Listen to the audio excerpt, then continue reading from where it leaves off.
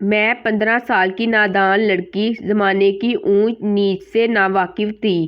دنیا کو اپنی سادہ اور معصوم جذبات کی نظر سے دیکھتی تھی۔ تب یہ دنیا مجھ کو بڑی بڑی لگتی تھی۔ اگرچہ غربت کے منحوس سائے ہر دم میری ماں کے دل میں اندھیرا ڈھائے رہتے تھے، پھر بھی میں نے کبھی زندگی کو بہت زیادہ تلخ اور ناقابل برداشت محسوس نہ کیا تھا۔ روکھی سوکھی جوں توں مل ہی جاتی تھی۔ ماں گھروں کے کام کرتی تھی، باپ تھا ہی نہیں۔ ہم 3 بہنیں گھر میں ہی محنت مشقت کا کام کر لیا کرتی تھی۔ بڑی 2 بہنوں کو کڑھائی سلائی اچھی آتی تھی۔ میں کیونکہ سب سے چھوٹی تھی، اس لیے اس ذمہ داری سے بھی تقریباً آزاد سمجھی جاتی تھی۔ من چاہا تو 2 ٹانکے لگا دیے، ورنہ نہیں۔ ماں کام پر جاتی، بہنیں گھر کے کام میں یا پھر کڑھائی سلائی میں مصروف ہو جاتی۔ میں بیکار میں ادھر ادھر کھڑکیوں میں سے سڑک پر جھانکتی۔ کبھی چھت پر چڑھ جاتی۔ ہر جگہ تنہائی کاٹنے لگتی اور دل کہیں بھی نہیں لگتا۔ اماں کو ساتھ لے جانے پر اعتراض تھا اور میری یہ خواہش ہوتی کہ کسی طرح ان کے ساتھ لگی پھروں۔ مجھے دوسروں کے گھروں سے بڑی دلچسپی تھی۔ مزے مزے کی باتیں سننے کو ملتی، دل سارا دن بہلا رہتا، اس لیے کبھی کبھار موقع نکال کر ماں کے ساتھ چپک جاتی تھی۔ ماں کو بہنوں کی شادی کی بہت فکر تھی۔ ان کا ابھی تک کہیں بھی رشتہ طے نہ ہو سکا تھا۔ یہ نہیں کہ رشتے آتے نہ تھے، رشتے بہت آتے تھے، مگر سبھی آخر میں مجھ کو پسند کر لیتے تھے۔ میں دونوں بہنوں سے زیادہ خوبصورت، صحت مند اور کم عمر تھی، اس لیے جو لوگ بہنوں کو دیکھنے آتے، مجھے دیکھ کر اپنا ارادہ بدل دیتے۔ ظاہر ہے اماں کو بڑی لڑکیوں کی فکر تھی۔ میرا رشتہ کیسے کر دیتی، وہ صاف کہہ دیتی کہ جب تک میری بڑی لڑکیوں کے ہاتھ پیلے نہیں ہو جاتے، چھوٹی کے رشتے کا سوال ہی نہیں پیدا ہوتا۔ اس پر آنے والے خالی ہاتھ لوٹ جاتے۔ ایک روز امی نے مجھے سمجھایا، دیکھو حمیرہ، جب تمہاری بڑی بہنوں کے لیے رشتے کے لیے لوگ آئیں تو تم سامنے مت آنا جب تک دونوں کے رشتے طے نہ ہو جائیں۔ تمہارا سامنے آنا ٹھیک نہیں ہے، اس بات کو سمجھ کر دھیان میں رکھ لو۔ میں یہ سن کر بہت شرمندہ ہوئی کہ میرے سبب سے ان کے رشتے نہ ہو سکے تھے۔ میں خود کو اپنی بہنوں کی خوشیوں کا قاتل سمجھنے لگی اور احساس جرم میں مبتلا ہو گئی۔ یہاں تک کہ اب اپنی بہنوں کے سامنے آنے یا ان سے آنکھ ملانے سے بھی شرم محسوس کرنے لگی۔ ایک روز میری خالہ آئیں۔ اس وقت امی سامنے کے بنگلوں میں کام کرنے گئی ہوئی تھی۔ خالہ کہنے لگی، حمیرہ آج تیری ماں سے بہت ضروری کام ہے، کیا یہ نہیں ہو سکتا کہ ماں کو کہیں سے بلا کر لے آ؟ میں نے کہا، یہ بھی کوئی بڑی بات ہے، ماں سامنے کے گھروں میں کام کرنے گئی ہیں، میں ابھی جا کر بلا لاتی ہوں۔ میں دل ہی دل میں سوچی جا رہی تھی کہ ضرور خالہ میری بہنوں کے لیے رشتے کی بات کرنے آئی ہوں گی، اس سے ضروری بات بھلا اور کیا ہو سکتی ہے۔ میں سب سے پہلے ملک صاحب کے گھر گئی، کیونکہ امی پہلے وہی جاتی تھی، اس کے بعد دوسرے گھر کا نمبر آتا تھا۔ میں نے گھنٹی بجائی، دروازہ کھلا اور ملک صاحب کا لڑکا علی باہر نکلا۔ میں نے اس کے چہرے پر ایک نظر ڈالی اور سپاٹ آواز میں دریافت کیا کہ کیا میری ماں اندر ہے؟ اس نے میرا راستہ چھوڑتے ہوئے کہا، ہاں ہاں وہ اندر ہے۔ میں بلا جھجک اندر چلی گئی، کیونکہ میں اکثر ان کے گھر آتی تھی۔ ملک صاحب کی بیوی اچھی عورت تھی اور ہم ماں بیٹیوں سے بہتر سلوک رکھتی تھی۔ میں سیدھی غسل خانے کی سمت گئی، جہاں امی کپڑے دھو رہی ہوتی تھی، مگر اس وقت غسل خانے میں نہیں تھی۔ واپس آ کر علی سے دریافت کیا کہ گھر میں تو کوئی بھی نظر نہیں آ رہا، ماں کہاں ہے؟ وہ بولا، ادھر اندر کمرے میں ہے۔ میں سمجھی وہاں جھاڑو پوچھا کر رہی ہوں گی۔ میں بے دھڑک کمرے میں چلی گئی۔ جوں ہی اندر داخل ہوئی، علی بھی آ گیا۔ کمرہ خالی تھا۔ میں حیرت سے علی کی طرف دیکھنے لگی، پھر سمجھ گئی کہ گھر خالی ہے اور علی مجھے گھیر کر یہاں لایا ہے۔ میں نے ہمت کر کے کہا، مجھ کو باہر جانے دو، ورنہ اتنا شور مچاؤں گی کہ لوگ تم کو گھر کے اندر آ کر پکڑ لیں گے۔ وہ بڑی ڈٹائی سے بولا، اس میں تو تمہاری ہی بدنامی ہوگی، بھلا میرا کیا جائے گا؟ تم تو خواہ مخواہ ڈر رہی ہو، مجھے جانے دو، خالہ انتظار کر رہی ہوں گی۔ ایک شرط پر جانے دوں گا، میرے سر میں درد ہو رہا ہے، ذرا میرا سر دبا دو۔ میں سمجھ رہی تھی کہ یہ شرط اتنی سادہ نہیں ہے، تاہم کیا چارہ تھا کہ میں اس کا سر دبا دوں، شاید اتنی دیر میں کوئی آ جائے اور میں تباہ ہونے سے بچ جاؤں۔ میں نے کہا، اچھا تم کرسی پر بیٹھو، میں دبا دیتی ہوں، مگر جلدی مجھ کو جانے دینا، خالہ گھر پر میرا اور امی کا انتظار کر رہی ہوں گی۔ ابھی میں بات پوری نہ کر پائی تھی کہ علی نے میری کلائی کو مضبوطی سے اپنی گرفت میں لے لیا۔ اس کے بعد کیا ہوا ظاہر ہے اس کی وضاحت کرنا بیکار ہے، جو میرے وہم و گمان میں بھی نہ تھا۔ اب علی مزے سے بیٹھا ہنس رہا تھا اور میں رو رہی تھی۔ غم اس قدر تھا کہ کلیجہ پھٹ رہا تھا۔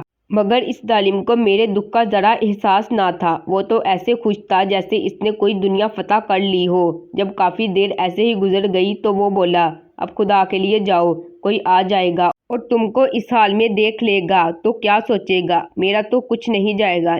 जाहिर है ये मेरा गढ़ और मैं इस गढ़ का मालिक हूँ। तुम ही बेआबरू करके यहाँ से निकाली जाओगी। तेरी माँ की नौकरी भी जाएगी। ये आंसू बहाना छोड़, ये तो बस घड़ी भर के हैं। कल देखना कैसे खुद मुस्कुराती हुई आएगी। मैं इसकी बातों पर दिल ही दिल में बदवा देती रही।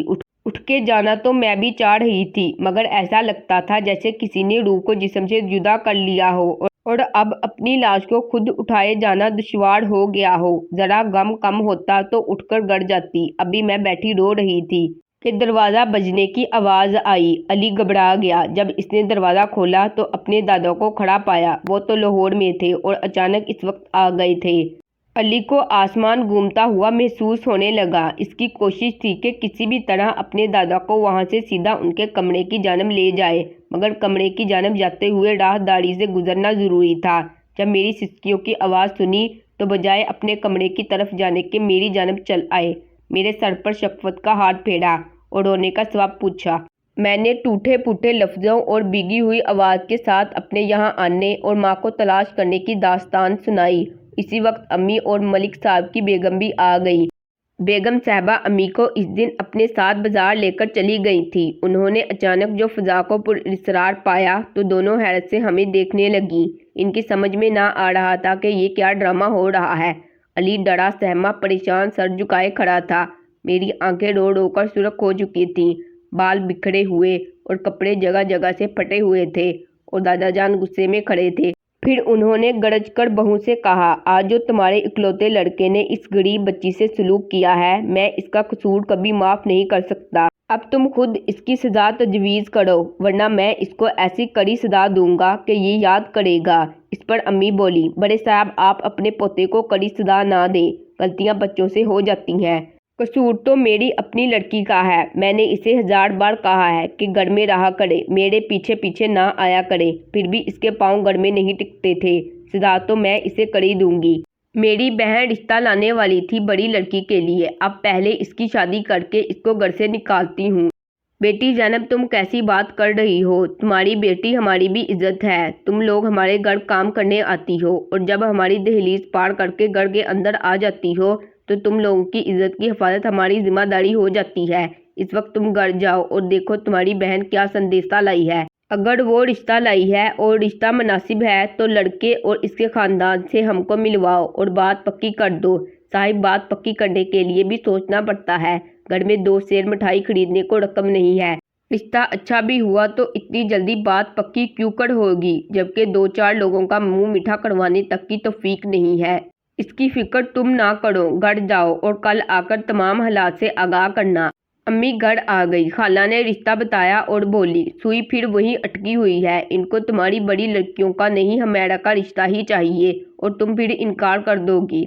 नहीं, अब ये ना कहूँगी। बेहतर है कि इसकी पहले कर दूँ कि अब ये बड़ी हो गई है। बड़ी वाली मेरी दोनों बेटियां तो फिर भी घर की चारदीवारी के अंदर ही बैठी रहती हैं, लेकिन इसके पैर एक जगह नहीं टिकते। मुझे इससे ज़्यादा खतरा रहने लगा है। खाला बोली, आज तो मैंने इसको तुम्हारी तरफ भेजा था मगर इसने बहुत देर कर दी। अब इंतज़ार करके जाने ही वाली थी। अम्मा ने खाला का लाया हुआ रिश्ता मेरे लिए कबूल करते हुए हाँ कह दी। खाला से कहा कि कल लड़के और इसके घर वालों को ले आना। खुशहाल लोग हैं, लड़का भी मैट्रिक पास है, लेकिन तुमको भी थोड़ा सा दहेज का इंतज़ाम करना पड़ेगा। खाला बोली, इसकी फिक्र ना करो, बस कल इन लोगों को ले आना। अगले रोज़ खाला लड़के वालों को ले आई। लड़का भी आया और इनको मलिक साहब की कोठी पर ले गई। बड़े मलिक साहब ने इन लोगों को बहुत इज्जत से बैठाया। शादी की तारीख रख दी। उन्होंने मेरी शादी इस कदर अच्छे और धूमधाम से की जैसे मैं इन्हीं की बेटी थी। जहेज भी इतना दिया जैसे कोई साहब हैसियत अपनी बेटी को देता है। बारात का खाना लाजवाब था। अपने घर के आगे शामियाना लगवाया और मेरे सर पर हाथ रखकर मुझे रुखसत किया, जिससे ससुराल में मेरी इज्जत दुगनी नहीं जुगनी हो गई। उनके इस अमल ने मेरी ज़िंदगी संवार दी। तब से अब तक मैं अपने ससुराल में राज करती हूँ। बड़े मलिक साहब ने रुखसती के वक्त मेरे ससुर को कह दिया था कि हमेरा को मैंने अपनी बेटी बनाया है और इसको मेरी बेटी जैसा ही समझना। اس کو کوئی تکلیف نہ پہنچانا، یتیم بچی سمجھ کر۔ ہم اس کے وارث موجود ہیں، وہ لوگ تو بس ہکا بکا تھے۔ ملک صاحب کے سامنے بھلا ان لوگوں کی دم مارنے کی کیا مجال تھی؟